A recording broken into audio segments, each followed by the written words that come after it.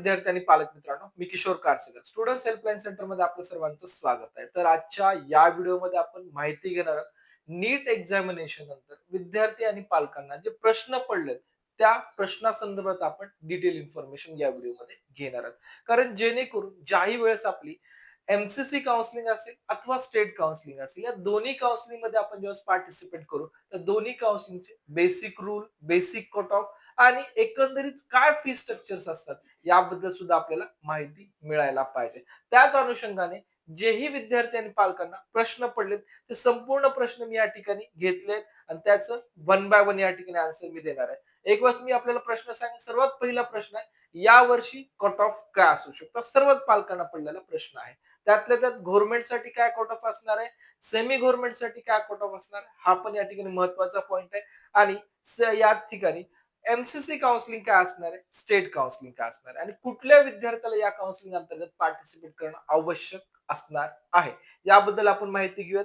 आणि नेक्स्ट, ज्याही विद्यार्थ्यांना खूपच कमी मार्क आहेत आणि एमबीबीएस ला ऍडमिशन घ्यायचंय तर या विद्यार्थ्यांना काय पर्याय आहेत ते आपण या ठिकाणी डिस्कस करणार आहेत. आणि नीट मध्ये ज्यावेळेस आपण ऍडमिशन घेतो हे एमबीबीएस मिळावं यासाठी सर्वजण घेतात, पण यदा कदाचित एमबीबीएस मिळत नसेल तर पुढे अजून काय ऑप्शन्स आहेत याबद्दल सुद्धा आपण चर्चा करणार आहोत. आणि सर्वात महत्वाचा की बऱ्याच विद्यार्थ्यांना एमबीबीएस गव्हर्नमेंट कॉलेज मिळत नसतं, मग पर्यायी सेमी गव्हर्नमेंट कॉलेजला घ्यावं लागतं. मग या सेमी गव्हर्नमेंट कॉलेजला ऍडमिशन घेत असताना फी स्ट्रक्चर काय असतात किंवा महाराष्ट्रातील कमी फीस असणारे सेमी गव्हर्नमेंट कॉलेजेस कुठले आहेत याबद्दल सुद्धा आपण चर्चा करणार आहोत. आणि सर्वात महत्वाचं, या प्रोसेससाठी लागणारे एकंदरीत डॉक्युमेंट्स काय असणार आहेत याबद्दल सुद्धा आपण डिटेल इन्फॉर्मेशन घेऊयात. तर महत्वाचं आहे, कट ऑफ या वर्षी काय जाऊ शकतो. आता यामध्ये विद्यार्थी आणि पालकांचे बरेच वेगवेगळे तर्क या ठिकाणी जाणवलेले दिसून आले. मेनली बरेच विद्यार्थी या ठिकाणी कट ऑफ खूपच लो जाईल असं या ठिकाणी एक्सपेक्ट करत आहेत.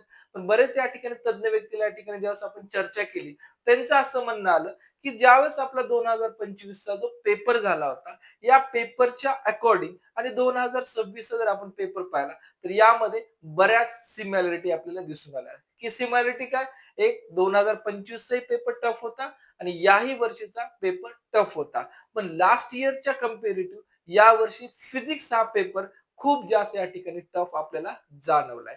बाकीचे other paper moderate but tough, moderate but tough या कॅटेगरीमध्ये या ठिकाणी डिवायडेशन केलं जात आहे. आणि हा एक अनालिसिस आहे.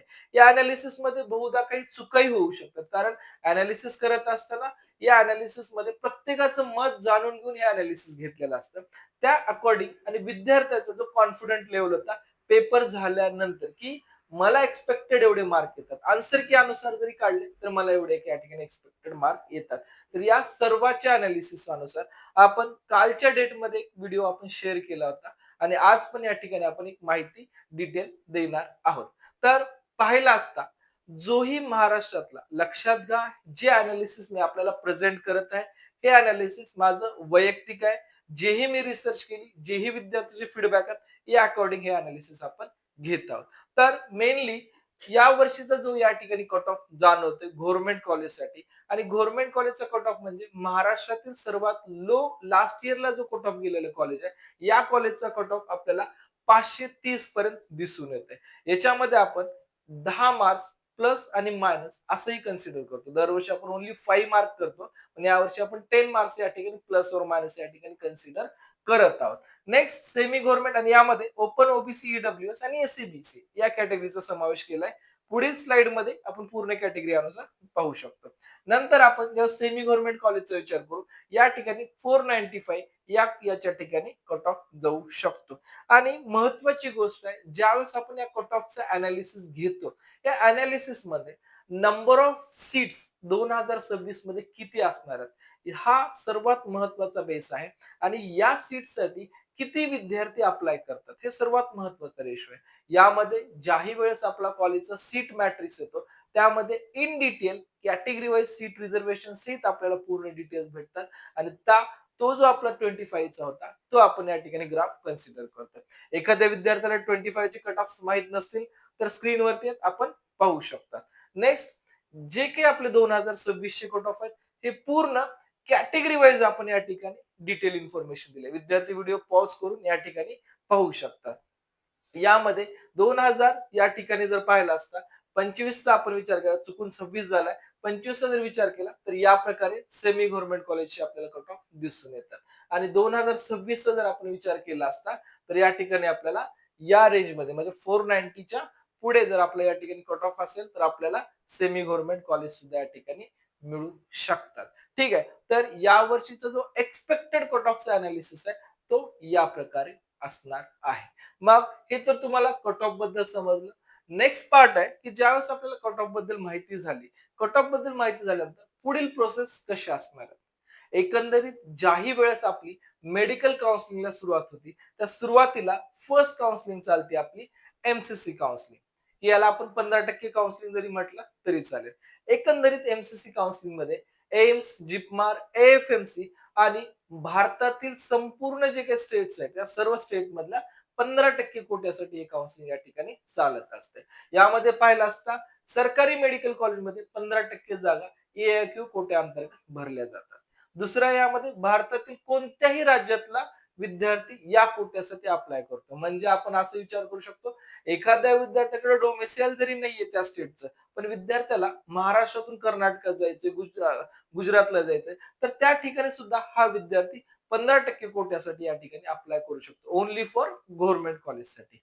नेक्स्ट आहे की एआयक्यू काउन्सिलिंग मेडिकल काउन्सिलिंग मार्फत म्हणजे एमसीसी अंतर्गत या ठिकाणी काउन्सिलिंग घेतली जाते आणि मेन आहे एआयक्यू मध्ये सर्व राज्यातील विद्यार्थी स्पर्धा असल्यामुळे या ठिकाणी एकंदरीत जो हा कट ऑफ जातो हा कम्पेरेटिव्ह स्टेट काउन्सिलिंग पेक्षा आपल्याला जास्त जात असतो या ठिकाणी दिसून येतो. आता यामध्ये 15%चं आपण डिवायडेशन कसं होतं ते पण सांगितलंय. तर एखाद्या कॉलेजला 200 जागा असतील, त्यातल्या 30 जागा या टोटली एमसीसीच भरणार. ठीक आहे. याच्यातल्या जागा स्टेट काउन्सिलिंग मध्ये मुळीच भरल्या जाणार नाही. या टोटली सीट या एमसीसी अंतर्गत भरल्या जाणार आणि जे काही 85% जागा आहेत ते आपल्या स्टेट काउन्सिलिंग अंतर्गत भरल्या जाणार आहेत. नेक्स्ट आहे आपलं स्टेट काउन्सिलिंग. म्हणजे ज्याही वेळेस एमसीसी काउन्सिलिंग सुरुवात होते, MCC counselling registration, cap round आणि कॅप राउंडची अलॉटमेंट फर्स्ट डिक्लेअर झाल्यानंतर किंवा अलॉटमेंट या ठिकाणी फिलिपिंग चालू असल्यानंतर आपल्या महाराष्ट्रातील एकंदरीत प्रोव्हिजनल मेरिट लिस्ट येत असते आणि यानंतर आपल्या महाराष्ट्रातील या ठिकाणी कॅप राऊंडची अलॉटमेंट होतो. म्हणजे एमसीसी फर्स्ट राऊंड आणि त्यानंतर महाराष्ट्रातील कॅप राऊंडचा फर्स्ट राऊंड असं या ठिकाणी प्रोसेस या ठिकाणी चालत असते. ठीक आहे. तर महाराष्ट्रामध्ये या ठिकाणी जर विचार केला असता तर महत्वाचं आहे सरकारी मेडिकल कॉलेज मधल्या किंवा या ठिकाणी गव्हर्नमेंट मेडिकल कॉलेज मधल्या 85% सीट या फक्त त्या स्टेट मधल्या विद्यार्थ्यांसाठी रिझर्व्ह असतात आणि या सीट त्या त्या कॅटेगरी प्रवर्गानुसार या ठिकाणी डिवाइड करून दिल्या जातात. ठीक आहे. तर यामध्ये महत्वाचं आहे की ज्यावेळेस आपण स्टेट काउन्सिलिंग मध्ये पार्टिसिपेट करतो तर कम्पेरेटिव्ह एमसीसीच्या कम्पेरेटिव्ह या काउन्सिलिंग मध्ये हा कट ऑफ कमी आपल्याला जाणवतो किंवा कमी असतो. महत्वाचं आहे दरवर्षीप्रमाणे याही वर्षी स्टुडंट हेल्पलाईन सेंटरच्या माध्यमातून आपण मेडिकल काउन्सिलिंगची या ठिकाणी बुक पब्लिश करतो आणि या बुक मध्ये एकंदरीत प्रवेश प्रक्रिया कशा पद्धतीने असतात त्याबद्दल डिटेल इन्फॉर्मेशन दिली जाते आणि 2025 चे जे काही महाराष्ट्रातील गव्हर्नमेंट असेल अथवा सेमी गव्हर्नमेंट असेल अथवा डीम्ड युनिव्हर्सिटी असेल सोबतच महाराष्ट्र राज्याबाहेर कर्नाटक असेल तेलंगणा असेल या सर्व कॉलेजचे category wise cut off as well as कॉलेजच्या फी स्ट्रक्चर बद्दल इन डिटेल इन्फॉर्मेशन या बुक मध्ये अवेलेबल आहे. ज्याही विद्यार्थ्यांना बुक हवी आहे ग्रुपमध्ये पण जॉईन व्हायचं असेल तर आपण होऊ शकतात. स्क्रीनवर दिलेल्या नंबरवरती कॉन्टॅक्ट करून याची आपण हार्ड कॉपी आपल्या ऍड्रेसवरती उपलब्ध करून घेऊ शकतात. ठीक आहे. जर आपल्याला याचा फायदा होणार असेल आणि फायदा तर 100% होणार आहे. कारण जर आपण 3 मेचा पेपर पाहिला आणि आज 21 जूनचा पेपर जर पाहिला तर या 3 मेचा पेपर आणि 21 जूनच्या पेपरमध्ये लॉट्स ऑफ डिफरन्सेस आहेत. 21 जूनचा पेपर आणि लास्ट इयरचा पेपर जर पाहिला तर सिमिलॅरिटी बऱ्याच आहेत. त्यामुळे या बुकचा डेफिनेटली आपल्याला कट ऑफ संदर्भात फायदा होणार आहे. आणि मेन आपण जेही विद्यार्थी या प्रोसेसमध्ये पार्टिसिपेट करतात त्यांना एक रिक्वेस्ट आहे की आपला जोही व्हॉट्सअप ग्रुप आहे मेडिकल काउन्सिलिंगचा तो तुम्ही जॉईन करून ठेवा. कारण या प्रोसेस संदर्भात जेही अपडेट्स आहेत हे संपूर्ण अपडेट आपण या ग्रुपवरती उपलब्ध करून देत असतो आणि हा ग्रुप टोटली आपल्यासाठी फ्री ऑफ कॉस्ट आहे. याच्यासाठी काही चार्जेस आम्ही आकारत नाहीये. जेही विद्यार्थी आपल्याकडे पेड काउन्सिलिंगला जॉईन होणार या विद्यार्थ्यांकडून आपण हे फीस चार्ज करत असतो. अदरवाईज आपल्या सर्व विद्यार्थ्यांसाठी काही अडचण नाहीये. मेनली दुसरा महत्वाचा पार्ट आहे यामध्ये, की जेही विद्यार्थी आता गव्हर्नमेंट कॉलेजला प्राधान्य देणार आहेत. या गव्हर्नमेंट कॉलेजला प्राधान्य देत असताना महत्वाचं आहे, की आपल्या महाराष्ट्रातील टॉप गव्हर्नमेंट कॉलेज आपल्या स्क्रीनवरती दिसत आहेत. यातील जर आपण एएफएमसीचा विचार केला, हे आपल्याला एमसीसी काउन्सिलिंग अंतर्गत भरता येतं. नेक्स्ट आहे एम्स नागपूर, हे सुद्धा आपल्याला एमसीसी अंतर्गत भरता येतं. पण टॉप आहे यामुळे मी या ठिकाणी घेतलंय, पण याची प्रवेश प्रक्रिया हे वेगळी असणार आहे. त्यानंतर बाकी तुम्हाला स्क्रीनवरती कॉलेजेस दिसत आहेत आणि त्याच्या सिटी पण दिसत आहेत. सेठ जीएस मेडिकल आहे, ग्रँट मेडिकल आहे, बीजे आहे, लोकमान्य, टोपीवाला, हे महाराष्ट्रातील एक प्रकारे टॉप दर्जात येणारे हे कॉलेजेस आपले असणार आहेत. ठीक आहे. ज्याही विद्यार्थ्यांना महत्वाचं आहे की पेड काउन्सिलिंगला आपल्याकडे जॉईन करायचं असेल, असे विद्यार्थी पेड काउन्सिलिंगला सुद्धा जॉईन करू शकतात. आणि महत्वाची गोष्ट आहे, आपलं इंजिनिअरिंग स्टुडंट हेल्पलाईन सेंटर हे वेगळं आहे आणि मेडिकल साठी सेपरेटली आपलं हे चॅनल आहे. आणि या चॅनलला आपण जस्टच चालू केलं, त्यामुळे आपल्या सपोर्टची सुद्धा गरज आहे, की जेणेकरून मॅक्झिमम विद्यार्थी आणि पालकांना या चॅनलचा फायदा व्हायला पाहिजे. त्यासाठी विद्यार्थ्यांनी आपल्याला जर खरंच हा कंटेंट आवडला असेल, तर आपण मॅक्झिमम विद्यार्थ्यांसोबत शेअर करा आणि सबस्क्राईब पण करा, की जेणेकरून आपल्या मेट्रो सिटी सोबतच ग्रामीण भागातल्या सुद्धा विद्यार्थ्यांना या व्हिडिओचा फायदा झाला पाहिजे. ठीक आहे. तर नेक्स्ट आहे आपल्या लिस्टमध्ये जे काही महाराष्ट्रातील टॉप सेमी गव्हर्नमेंट कॉलेजेस आहेत, त्या टॉप सेमी गव्हर्नमेंट कॉलेजची सुद्धा तुम्हाला लिस्ट देण्यात आली आहे. त्यामध्ये पाहू शकता तेरणा आहे, मायमर आहे, एनकेपी साळवे आहे. या ठिकाणी आपण फर्स्ट नंबरला अटल बिहारी पण घेऊ शकतो, नो प्रॉब्लेम. प्रत्येकाची सेमी गव्हर्नमेंटची या ठिकाणी कॉलेजेसची लिस्ट थोडीशी चेंजेस असू शकते. म्हणजे एकंदरीत महाराष्ट्रातील टॉप गव्हर्नमेंट कॉलेज आणि त्यानंतर महाराष्ट्रातील टॉप सेमी गव्हर्नमेंट कॉलेज बद्दल तुम्हाला माहिती देण्यात आली आहे. आता ज्यावेळेस मी व्हिडिओच्या सुरुवातीला सांगितलं, की बरेच विद्यार्थ्यांना एमबीबीएस गव्हर्नमेंट मिळत नाही. मग सेकंडरी ऑप्शन काय असतं या विद्यार्थ्याला? Semi government. मग सेमी गव्हर्नमेंट ज्यावेळेस आपण ऑप्शन निवडतो, त्यावेळेस बऱ्याच वेळेस काउन्सिलिंग मध्ये प्रॅक्टिकल अनुभव शेअर करेन आपल्याशी, की प्रत्येक पालक आणि विद्यार्थी पहिल्यांदा ट्राय करतो, की माझ्या विद्यार्थ्यासाठी या ठिकाणी कमी फीसचे कॉलेजेस कुठले मिळू शकतात का? कारण पाहिला असता बरेच विद्यार्थी पालक हा सामान्य वर्गात नसतो, त्यामुळे प्रत्येकाला या सेमी गव्हर्नमेंटच्या फीस काही परवडत नाहीये. त्या अकॉर्डिंग प्रत्येक विद्यार्थी आणि पालक आपल्या बजेट अनुसार या फीसचा विचार करतो. त्याच्यामध्ये जर पाहिला असता सर्वात कमी जी फीस आहे आणि या फीस मध्ये डेफिनेटली 2026 मध्ये काही चेंजेस होणार आहेत, ते सुद्धा आपण आपल्या ग्रुपवरती अपडेट करणार आहेत, की जेणेकरून विद्यार्थ्यांना याची इन डिटेल म्हणजे प्रेझेंट अपडेट मिळायला पाहिजे. तर सर्वात कमी सध्या असलेलं कॉलेज आहे उल्हास पाटील कॉलेज, जे की तुम्हाला या ठिकाणी 6,30,000 म्हणण्यापेक्षा 6,50,000 आपण त्या ठिकाणी चार्ज करतो. नेक्स्ट आहे आपलं अटल बिहारी कॉलेज, त्यानंतर Terna college, KJ Somaiya college, SMBT college. या कॉलेजमध्ये जर पाहिलं असता एकंदरीत थोड्याफार प्रमाणात अदर कॉलेजच्या फीस आपल्याला कमी दिसून येतील. बाकी कॉलेजच्या फीस ऑलमोस्ट 11 लाखाच्या जवळ किंवा 11 लाखाच्या पुढे आहेत. पण या कॉलेजेसमध्ये आपल्याला थोडंसं फीस या ठिकाणी कमी आहे. ठीक आहे. तर सेमी गव्हर्नमेंटचा आपण जर फीसचा विचार करत असेल, तर या कॉलेजला आपण जरी फॉलो केलं तरी चालू शकतं. नेक्स्ट आहे, की सर्वात महत्वाचा पॉइंट आहे, की बरेच असे विद्यार्थी असतात, या विद्यार्थ्यांना मार्क्स खूप कमी आहेत. पण आपल्याकडं कमीत कमी 22 ते 23 लाख रुपये आपण फीस भरायची या ठिकाणी आपण म्हणजे फीस भरू शकतो. तर या अकॉर्डिंग जर आपण पाहिलं असता अशा विद्यार्थ्यांना जरी जस्ट 250 जरी मार्क असतील, तर हे जी तुमच्या स्क्रीनवरती कॉलेजेस दिसत आहेत, या कॉलेजेसमध्ये आपल्याला ऍडमिशन मिळवता येत असतं.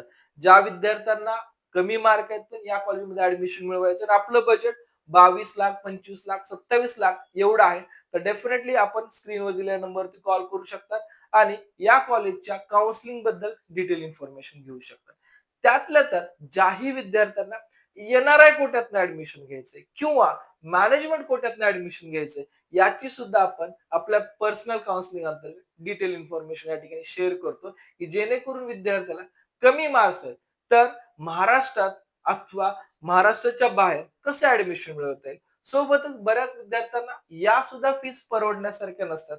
त्यासाठी आपण अब्रॉड ऍडमिशन सुद्धा या ठिकाणी करत असतो. म्हणजे अगदीच आपल्याकडे फीस भरायची नाही, पण इच्छा आहे आपल्याला एमबीबीएसच करायचंय. तर आपल्यासाठी लो बजेटमध्ये अब्रॉडसाठी सुद्धा आपल्याकडे संधी उपलब्ध करून आपण देत असतो. त्यामध्ये पाहिलं असता डीम्ड युनिव्हर्सिटी भारतीय विद्यापीठचा आपण विचार केला जवळपास 28 लाखापर्यंत फीस आहे. डी.वाय पाटील 27 लाखापर्यंत फीस आहे आणि यामध्ये सर्वात जर कमी फीस म्हणजे डीम्ड युनिव्हर्सिटी आता अनुसार सर्वात कमी फीस जर कॉलेज पाहिलं तर आपल्याला लोणी प्रवरा हे कॉलेज दिसून येईल. साधारणतः स्क्रीनवरती 19 लाख रुपयापर्यंत फीस दिसत आहे. पण ऍक्च्युअली 21 लाखापर्यंत त्याचं आपलं टोटल जात असतं. ठीक आहे. तर अशीच डिटेल इन्फॉर्मेशन म्हणजे कॉलेज अकॉर्डिंग सर्व काही गोष्टी म्हणजे कॉलेजमध्ये एक्झॅक्टली फीस किती लागणार आहे, हॉस्टेल फीस किती भरावं लागणार आहे, यामध्ये रिफंडेबल डिपॉझिट काय आहेत, अशा इन डिटेल इन्फॉर्मेशन किंवा फी स्ट्रक्चर आपण आपल्या पूर्ण पर्सनल काउन्सिलिंग मध्ये विद्यार्थ्याला देत असतो, की जेणेकरून विद्यार्थ्यांना कॉलेज मिळवताना एकदम इझी व्हायला पाहिजे. आता की जर पाहिला असता नीट एक्झाम देणारा प्रत्येक विद्यार्थीच काय एमबीबीएस साठी सिलेक्शन होऊ शकत नाही. पण बरेच असे विद्यार्थी असतात की आपल्या मार्क्स अनुसार विचार करतात.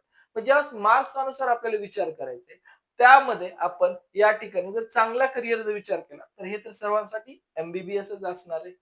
नेक्स्ट ऑप्शनचा ज्यावेळेस आपण विचार करू नेक्स्ट ऑप्शन आपला बीडीएस साठी येतो आणि बीएमएस साठी येतो. आता विद्यार्थी आणि पालक यामध्ये विचारतात की सध्याच्या परिस्थितीला बीडीएस करणे योग्य आहे का बीएमएस करणे योग्य आहे. तर सांगायचं झालं तर बीएमएस करणं सध्याला योग्य असेल. बीडीएस ची प्रायोरिटी आपण नंतर जरी ठेवली हरकत नाहीये. नेक्स्ट आपण बीएचएमएस पेक्षा सुद्धा किंवा बीएमएस पेक्षा सुद्धा जर आपण टॉप प्रायोरिटीचा विचार केला तर बीबीएससी म्हणजे एमबीबीएसच्या नंतर बीबीएससी किंवा वेटरनरी जरी म्हटलं तरी हरकत नाही. या ऑप्शनचा विचार केला तरी योग्य राहू शकतो. नेक्स्ट आहे बीपीटीएच त्यानंतर बीएससी नर्सिंग बीएसएलपी या सर्व कोर्सेसला आपल्याला ऍडमिशन घेता येत असतं. यामध्ये मी एक महत्वाची गोष्ट या ठिकाणी शेअर करेन. नीट एक्झाम नंतर विद्यार्थी पालकांना काय करिअर ऑप्शन्स असणार आहेत याचा मी सेपरेट एक माहितीचा व्हिडिओ देईन की ज्यामध्ये तुम्हाला जवळपास 20 ते 22 कोर्सेस बद्दल मी तुम्हाला डिटेल इन्फॉर्मेशन देणार आहे. ठीक आहे. तर हे तुम्हाला एमबीबीएस व्यतिरिक्त ऑप्शन्स आहेत याबद्दल सुद्धा माहिती दिली आहे. तर यामध्ये आपण जेही प्रवेश प्रक्रियेमध्ये पार्टिसिपेट करणार मग आपलं ऍडमिशन एमबीबीएस असू द्या, बीडीएस असू द्या, बीएमएस असू द्या अथवा वेटरनरी असू द्या.